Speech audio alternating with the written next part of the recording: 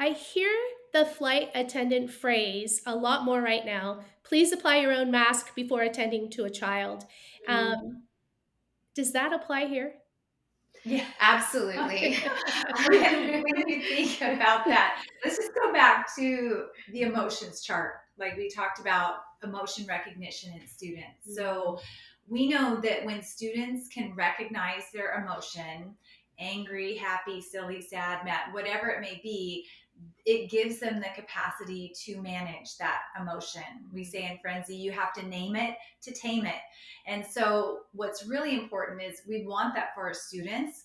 We know that students watch what we do far more than what we say. So if we actually calm is contagious and so is crazy. And so Or stress. or stress. Yeah. So Yes.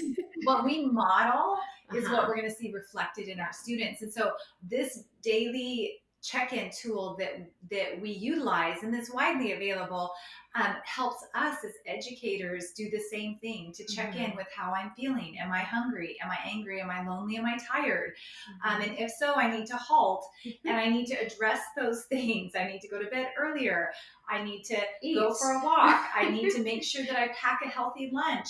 These self-care things, because if we don't care for ourselves, put that mask on ourselves, we can't adequately care for our students and our families. And again, this is a calling. God's placed us in this position to care and nurture a generation of students.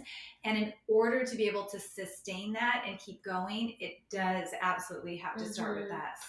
And Laura, I think as educators, we talk to teachers across the country every day, and these are givers. These are helpers. They are individuals who, they roll up their sleeves, they get on their, they get into all of the challenges during the day to really serve and love others. And so oftentimes when you think about self-care, or you talk about self-care to teachers, it feels selfish.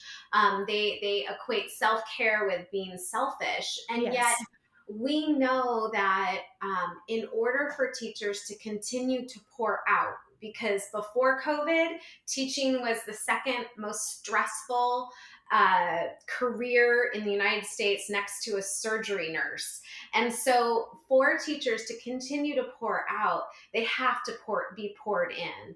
And we know that the Holy Spirit can pour into us. God gives us that strength, but we also need to take time to have self-care, to allow ourselves to rest, to be poured into so that we can pour out. And it's challenging, especially if you're not in the practice of, being poured into or allowing yourself to be poured into. But it is so vital for teachers and all educators just to know that they can't keep giving if they haven't received first.